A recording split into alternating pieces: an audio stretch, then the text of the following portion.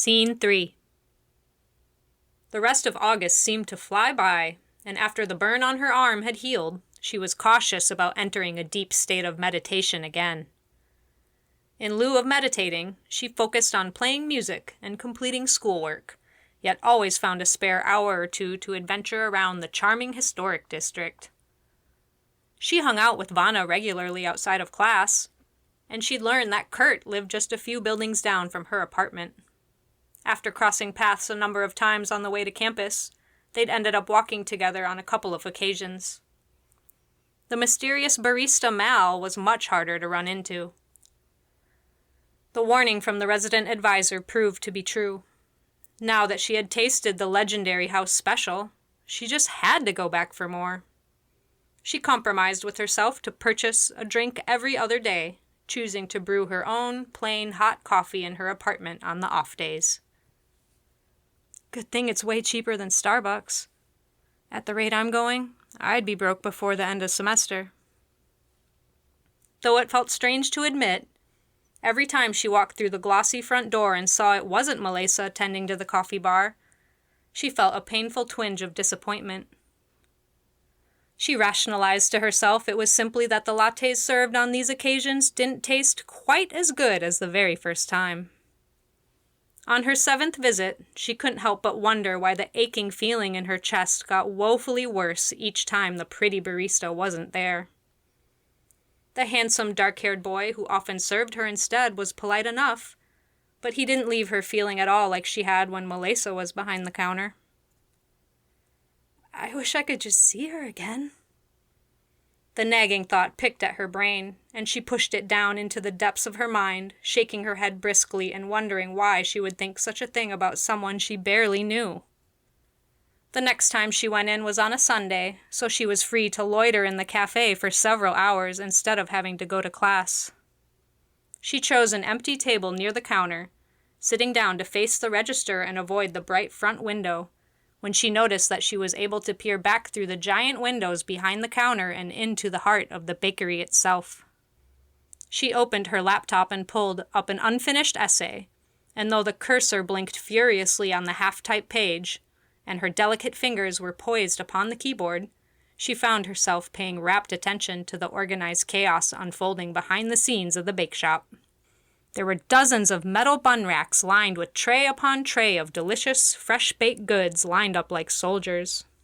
Though the glass impeded any sound from penetrating into the seating area, she could see a tall, curvy employee silently barking out orders, directing her loyal troops like an army general, with her long, dark hair pulled up neatly in a tight bun on the back of her head.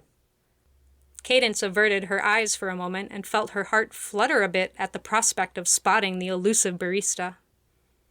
Honestly, the way she was yelling in that white coat makes her look more like a Chef Gordon Ramsay type. But she couldn't be totally certain it was her. Nearly every employee there had the signature shiny obsidian Valenciano locks, and there seemed to be at least 3 female employees to each male. She caught herself wondering idly what the raven-haired woman did in her free time. Why hadn't she asked? She asked me about my studies when we first met. You blab all about yourself, you big-headed ass. She made a mental note to pose the question next time they spoke. But when will that be? The curious side of her wondered wistfully as she began to reluctantly type one word at a time, in between sneaking glances up at the woman she decided had to be Melissa, looking fiercely professional in full-blown pastry chef mode, while the other rational part of her questioned idly why she cared at all.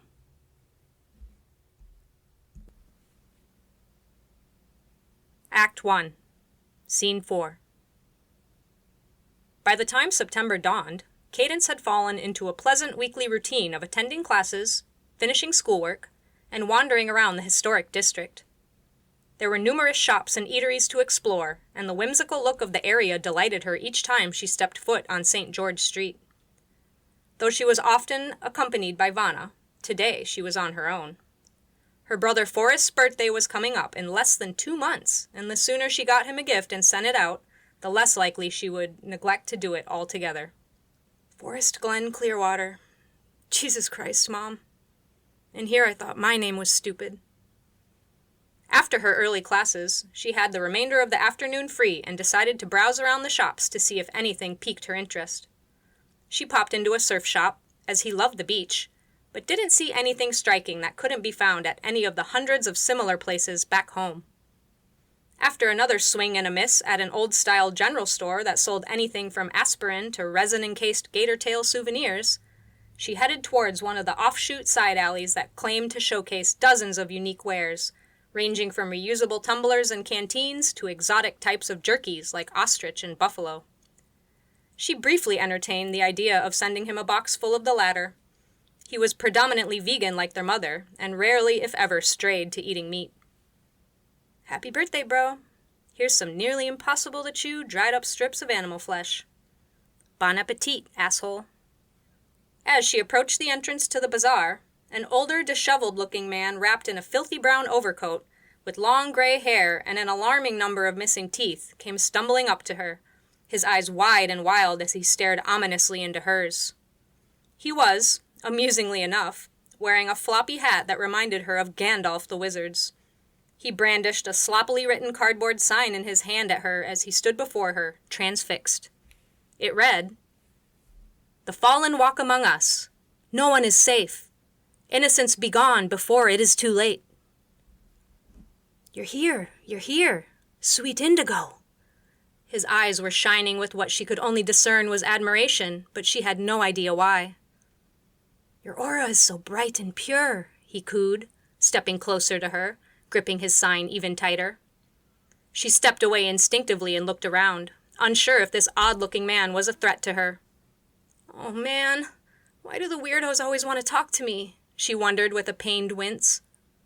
"You should leave this dark place, indigo child," he said softly, stepping closer to her once more. "You must spread your wings before they find you." "Into what? What the hell is he on about?" Thanks, but I think I'll stay put," she blurted. She slinked towards the right to continue towards the alley of shops, but he cut her off once more, waving his tattered sign frantically. "Without the light of the indigos, the void will cover us all."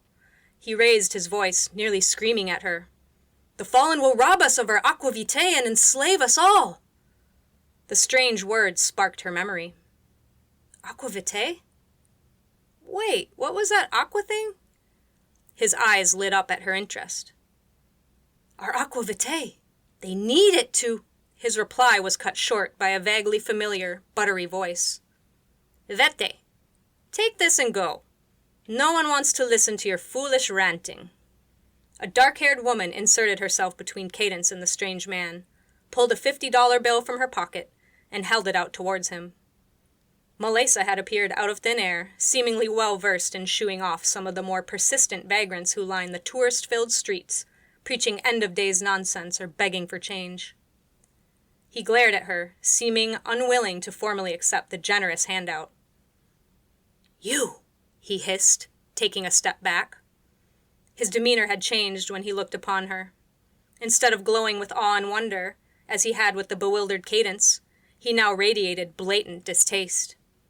He looked at Melissa like she was something ugly and misshapen. "But she's so beautiful. How can someone look at her like that?" For some reason, it irritated her. "Too good for my money? Fine." She shrugged, tossing the bill high up into the air. "Once it hits the pavement, it's not mine anymore. Finders keepers. Pick it up and go buy yourself some soap, Susio." He scooped the discarded bill off the ground once it landed, walking away from the pair grumbling and muttering under his breath. The only words she could make out were, "Too late." A little harsh, she thought as she watched him walk away. She reasoned that Melissa had tried to be polite at first, and it was he who had spurned her charity for no good reason. After what she'd seen through the window of the bakery last week, Melissa didn't seem like the type to take shit. From anybody. After he had distanced himself, Melissa turned to her with a sideways smirk. "You all right? These guys can get a little aggressive on their soapbox." The suddenness of her appearance had failed to register at first. Cadence had been so occupied with handling the man accosting her, the fact that she now stood in the presence of the woman she had been hoping to see again for over 2 weeks finally began to sink in. She felt her face grow hot as Melissa's dark eyes locked onto her own, and her heart began to pound against her ribcage. Faster and faster. "Yeah," she stammered. "I just don't know what to say to people like that sometimes. I don't want to be rude, but—" "But you could care less what they have to say, am I right?" The raven-haired woman finished her thought before she could. "It's usually some recycled shit about the end being nigh and finding Jesus." She rolled her eyes and sighed. "This particular one has a bad habit of urinating in the alley next to the bakery and on the front door. I've had to call the cops on him before. Needless to say, he's not my biggest fan." Cadence chuckled, adjusting her glasses nervously. "Well, I guess that explains it. La Panaderia Valenciano, public enemy #1? That guy."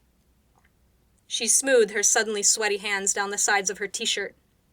Her black, baggy thrift shop relic was older than she was and had several holes in it, and her gray sweatpants were faded and worn, a remnant left over from her brief stint running high school track. Though she had wanted to see Melissa again, she hadn't expected to bump into her out here shopping. Go figure I had to see her today, of all days. Honestly, that doomsayer guy might have been better dressed than me.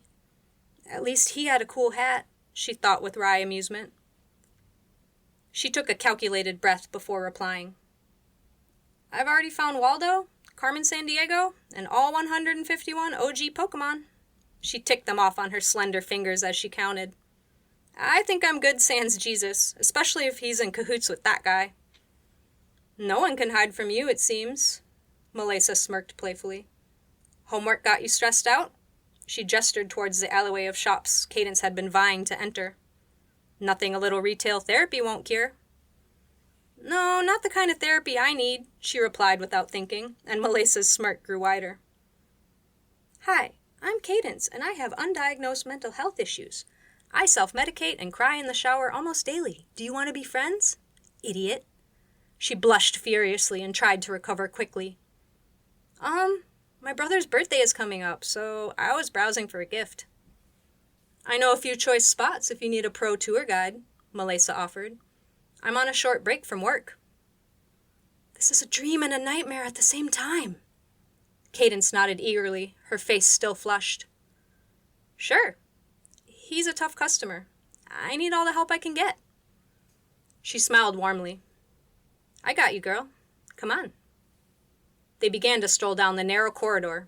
Thankfully, it was less crowded than usual since it was a Thursday afternoon. "Tell me about him. What is he like?" she inquired, looking over at Cadence with her head tilted slightly to the side. Cadence pondered for a moment before replying. She was having a hard time understanding why Melissa would want to be seen with her, especially now, dressed like a member of the 7th grade boys' basketball team. "Helping me shop for Forrest? Why would she even bother?" "Well, he's really into the great outdoors and gardening. He helps my mom run the Clearwater Family Farmers Market back home," she continued, shaking her head with amusement as they passed a shop filled with thousands of pairs of multicolored sunglasses. "It's an indoor-outdoor grocery store my mom built from the ground up. I worked there too, growing up, but I couldn't stay there forever like him. My brother is her golden child. Definitely a mama's boy." "So you must be a daddy's girl then?" she asked, to balance it out. Cadence lowered her head a bit, feeling morose at the subject of her late father being breached. "What harm is there in sharing a bit of my life?" she thought. "Isn't that how you make friends?" "Yeah, definitely," she replied quietly, clearing her throat. "I mean, I was until he died. We were in a car accident. The car was totaled. People said it was a miracle I wasn't dead too. I was only 8 years old." She fell quiet as they continued down the way, popping into the leather shop that smelled richly of said goods. "Oh, no, I'm really sorry." And she looked it, too. If Cadence didn't know better, she would have sworn it was guilt that now marred her pleasant features. "I shouldn't be so callous with my questions." "It's okay, really," Cadence assured her. "Maybe if I talked about him more, I'd be less sad by now." "Grief has no timeline," Melissa replied as they continued their stroll. "A memory is not like a pair of jeans that gets faded and worn as time goes on. It grows brighter each time you visit it. An eternal fragment of the present moment captured in your heart, kept vibrant and alive for as long as you remember. Cadence stopped in her tracks, digesting the picturesque poetry of her impromptu words. That's beautiful. For a long time, I told myself forgetting about him would just be easier somehow, she admitted with a sigh. I think a lot of people feel that way. But real love, the kind that touches you deep within, cannot simply be forgotten. Melissa had paused in tandem with her, and Cadence noted the look of sadness that crossed her features as she spoke. She began to walk forwards again, tearing her gaze from Melissa's pitiful eyes and looking down at the ground as she continued to weirdly word vomit her innermost feelings. I was just a kid. I couldn't wrap my head around the fact he wasn't ever coming back, Cadence said tentatively. Honestly, I still can't. It's not fair. She felt her eyes begin to sting and turned her face away in embarrassment, hastily wiping the offending wetness on the sleeve of her crummy old shirt. Where did you read that, anyway? I didn't, she said softly. It's just something I've come to know myself, over time. I don't usually trauma dump on people, but for some reason, I didn't feel out of line sharing that with her. It sounds like she's had grief in her life, too. Maybe you should write Chicken Soup for the Soul, New Age edition, Cadence teased, feeling slightly more comfortable around her already. Wait, how did you know that's my current work in progress? Melissa fired back with a grin, and they both burst into a fit of childish giggles. I miss the sound of that, she thought with a small smile. The pleasant pitch of her laugh brought back the warmth she had been sorely missing the past several weeks. Feels like something I've missed out on my whole life. They continued further down the hall, reaching a shop that showcased a plethora of swords, knives, and other utterly useless but exciting weapons for cosplay and display. Does your brother fancy a new machete to help with that garden of his? Not a terrible idea. I've always wanted one myself. She gazed at the shiny new blades in the display case, hearing the echo of swords clashing and ringing in her mind. I'm the worst at this. I always buy gifts I'd want. I suck at picking them for anyone else. Melissa shrugged as they exited the sword shop, continuing down the passage. That's why gift cards were invented. Let them do the picking for you. I guess. It just feels like a cop-out, she sighed. He's my older brother. If I can't pick a gift for him, what kind of sister am I? At least you're getting him something to begin with, she countered, giving her a sideways glance. My siblings and I haven't exchanged birthday presents for as long as I can remember. How much older is he? Cadence paused before replying. She knew the answer would strike her as odd, so she braced herself for the inevitable. Unofficially, 1 day. Technically, just by a few hours. Melissa didn't miss a beat. So you're twins, then? She's sharp. It usually took people more than a few moments to puzzle it out, and sometimes she had to do the mental legwork for them. Yep, but he always liked to remind me that he's technically older. Respect your elders and all that bullshit. She shook her head with a smile, thinking back on all the silly arguments they'd had over it growing up. He was born at 11:44 on Halloween night. I came just after, at 1:11 in the morning. Age doesn't always align with wisdom, she smirked.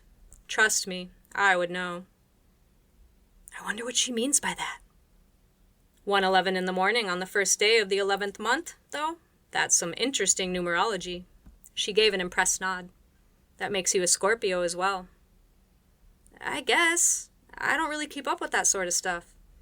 Closest thing I know is my mom said my dad used to joke around and call me their magic binary code baby. I don't think it's just for our amusement, Melissa stated firmly. Numbers, mathematics, and music are the most powerful languages of the universe. Cadence huffed. Music? Fine, of course. I love music. Call me fluent in comparison, but math class? I failed miserably. My literal worst nightmare is being stuck in an office cubicle going over pages of numbers and spreadsheets for 8 to 10 hours a day. Melissa rolled her dark eyes. Leave it to modern humanity to take something inherently divine and magical and warp it into a soul-sucking day job duller than dirt. Preach. She couldn't help but smile at her dry humor. Cadence could already tell they shared a love of sarcasm. After striking out at a few more shops, Melissa suggested they try one of the larger storefronts on the strip, a place that sold everything from hippie-style clothing and accessories to new-age house decor and crystals. As they entered the shop, she smelled the earthy aroma of Nag Champa incense, a familiar favorite scent of her mother. She had visited this shop once before, but as it happened to be on a busy weekend, the sheer number of people milling around had vexed her instantly, and she'd retreated to the exit within moments of entering. "Is he a crystal guy?" Melissa asked, pointing out a colorful, glittering display of loose, polished stones. "Yes, but he probably has all these and then some. Between him and my mom's collection, they could open their own cave of wonders." "Okay, then. What about this bitchin' shelf to put them on?" She nodded towards a pyramid-shaped display, with several shelves running along the middle and colorful painted sunbursts and mushrooms adorning the side panels. Cadence shook her head. "I appreciate the enthusiasm, but I do have to ship this all the way to California. I'm not made of money here." She recalled how carelessly Melissa had tossed the $50 bill on the ground earlier. "That's almost 4 hours of work for me, before taxes," she thought enviously. I know she was trying to be charitable, but still, maybe $50 is nothing to someone like her. "Fine, no problem. I got it," she declared, urging her to follow her towards the very back where a circular rack of clothing with a bright clearance sign sat in the furthest corner. She gave Cadence's drab outfit a painfully long once-over, before a sly smile crossed her features as she spoke. "I can tell you're a thrifty gal, so... ta-da! You can always find the best shirts here." She felt her face flush at Melissa's observation, and she tightened her arms around herself, as if trying to hide the dirt-cheap, less-than-stylish clothes from her sudden scrutiny. "Why did I have to run into her today, of all days, when I look like this?" "I wasn't exactly expecting to be on what not to wear today," she huffed, glaring daggers at the respectably dressed girl for what she was sure was a veiled insult. Melissa's dark jeans had no holes in them, and the pitch black of her plain cotton t-shirt looked crisp and new. "I was running late for class and slacked off on my laundry this week. Call the fashion police. I'm a criminal." Melissa giggled. "No need to explain yourself. What I meant to say is I love the comfort over style, girl next door look. Very few girls can shop just anywhere and still look fly as hell." She gave her a playful wink. The echo of a familiar line from a favorite comedy movie brought her innermost insecurities flooding to the surface. She kept her head bowed as she began to thumb through the rack of shirts, looking for anything suitable in her brother's size. "Thanks, Miss Schumer, but honestly, I don't feel pretty, no matter what I'm wearing," she blurted before she could stop herself. "Wear your heart on your fucking sleeve a little more today, why don't you?" "You should." Her deep, velvety voice was rich with a sincerity she'd never known, and Cadence chanced to glance up to see her dark eyes gazing at her with undeserved admiration. The intensity of her stare made her feel nearly naked, and her body tensed up anxiously beneath her frumpy clothing. "You are. You're so beautiful without even trying." She quickly turned back to the rack of clothing, heat rising rapidly in her cheeks once more. Of course she'd say something like that. Any friend would. It's girl code. But there was something different about the way she said it so softly, so gently. As her gaze caressed her face and form in a way that normally would have made her feel violated, she felt the tension dissipate, though her normally pale features likely remained crimson red as a freshly plucked apple. "Thanks," she stammered, at a loss for how to respond. Should I tell her how beautiful she is, too? No, that's stupid. Someone like her? There's no way she doesn't already know. Every guy that walks into the bakery probably drools over her more than the pastries. Melissa didn't respond, and she was relieved for it. They continued their perusal for a few moments in silence, until... "What about this one?" Melissa held up a mossy green shirt with the phrase, "Nature Boy," across the bottom, and the silhouette of a man with a hiking pack and a walking stick on a woodsy trail littered with various shrubs and wildlife. "Hey, that's perfect. Cadence exclaimed, checking the price tag. And the price is right, too. Only $8? What a steal. Melissa looked furtively around and gave her a mischievous grin as she handed her the shirt. It could really be a steal. Nothing cheaper than a 5-finger discount. Cadence frowned and gave her a disapproving look. No way, Jose. Bad karma. Thankfully, I can afford this one. And the shipping, too. Melissa shrugged as they headed toward the checkout. Sometimes it's fun to see what you can get away with. Guess someone fancies herself a rebel. Maybe to you, but I'm not about to get arrested over an $8 shirt. She finished ringing her purchase, and they headed towards the exit, side by side. I didn't peg you for the smooth criminal type. Girls just want to have fun. She grinned, opening the glass portal and ushering Cadence back out onto the quaint walkway. Orange is the new black? Wentworth? Haven't you watched those? Cadence said with exasperation. Women's prison doesn't look too fun to me. I don't think shoplifting an $8 t-shirt will land you in prison, but... Melissa smirked, and her dark eyes were knowing. I'd say it depends on your definition of fun. You say that like you've been on the inside. Cadence raised an eyebrow at her. Guess that's for me to know and you to find out, she replied with a giggle as they came to a stop at the intersection that led towards the bakery. Good timing, too. I have to get back to work. I guess I could go full-blown creep mode and look up her record, just in case, she thought, but oddly, she felt guilty for doing so. Cadence gave her an appreciative smile. Thanks for your help shopping, and for rescuing me from the sermon of Father Grime in the Church of the Apocalypse. Melissa smiled brilliantly as she looked at her. Her heartfelt laugh radiated pure joy, and Cadence felt a funny flutter in her heart again, the same as when she'd first seen her from across the counter of the coffee shop. The melodic quality of her voice seemed to bring something new to life in her. She had never felt this strange winged creature in her chest stir before she laid eyes upon her. Call it divine intervention. She began to walk down the road towards the bakery, leaving Cadence to watch as her form grew distant. Stop in for another latte soon, she called to her before she was too far out of earshot. Okay, Cadence called back, unsure if Melissa could hear her anymore. I will, she said to herself, clutching her crossbody bag close to her chest, her heart thumping loudly beneath. I guess that wasn't so bad, she reflected. I should have asked her when she worked next. Damn, should I follow her to the shop now and ask? No, that's borderline insane, and pathetic, and desperate. She agonized, wondering how and when they would meet again. After failing to come up with a solution, she ultimately resigned herself to the same method of visiting the bakery and hoping for the best, though perhaps she would have to change the pattern of her visits. There's just something alluring and intriguing about her I can't quite put my finger on. Her presence felt warm to Cadence, as gentle as the heat radiating from a glowing bonfire. When Melissa was near her, she could simply feel it. As she headed back down the path towards her apartment, still glowing from the surprise meeting, it struck her, as someone who told herself that compliments and flattery were mere words on the wind, to realize that no one save her own mother had ever called her beautiful before. Not even her high school boyfriend, and they dated most of her senior year.